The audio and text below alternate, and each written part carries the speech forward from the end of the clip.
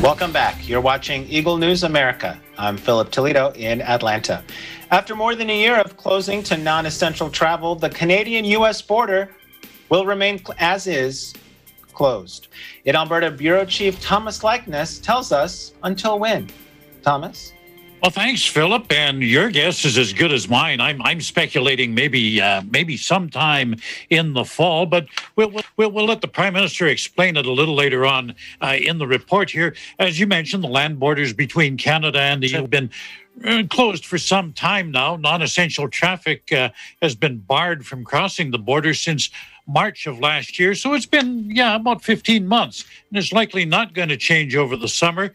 The latest word from Prime Minister Justin Trudeau is we're just not ready to put out the welcome mat for recreational travelers.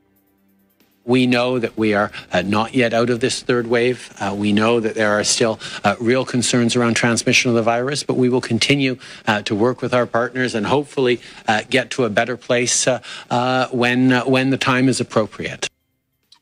So how will we know when that time will be appropriate? What are we waiting on, Mr. Prime Minister? We're all eager to get back to normal, but we know that before we get back to normal, cases need to be under control, and over 75% of people need to be vaccinated for us to start loosening things in Canada. And we'll see what framework we apply to ensure that we're keeping Canadians safe, even as we look to eventually changing the restrictions and the posture at the border. Bit of a word salad there, but the bottom line, recreational travelers will be allowed to cross by land into Canada when 3/4 of our population will have been vaccinated, and case counts will have to drop dramatically. Trudeau says his government's continuing talks with American officials about the issue. Since March of 2020, that closure has been extended monthly. The latest deadline for reopening is Friday, May the 21st, and that's going to be extended for another month. In a day or so, they'll make it official. If we stick to Trudeau's suggestion that 75% of the population has to be vaccinated, it will likely be fall at the earliest before non-essential traffic between the two countries can freely flow. In Edmonton, Canada, Thomas Likness, Eagle News.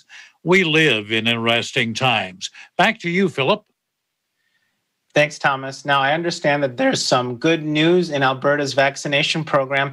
It seems that more people are open to being immunized. Is that accurate? Yeah, Philip, acceptance of the vaccine is trending in the right direction. I've been following these polls since the vaccine came out. And back in January, 45% of the people asked weren't sure whether they would agree to be vaccinated. Now, I heard in a news conference yesterday that number has dropped to about 17%. That's a drop of about 10% from the last month. So we're definitely headed in the right direction. There's still that hardcore group who believes there's something inherently evil about the pandemic and the vaccine, and I'm afraid those people will never be convinced. But the ones we want to reach are those who are sitting on the fence saying, well, maybe I just want to make sure it's safe. If we can reach them, we should be able to achieve herd immunity in Alberta.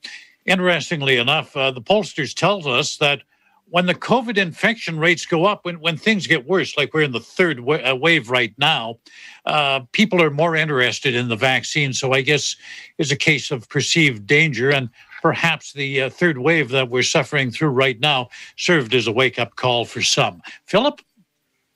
Absolutely, Thomas. And, speaking of the third wave, how is the battle against the third wave of the pandemic going there in Alberta?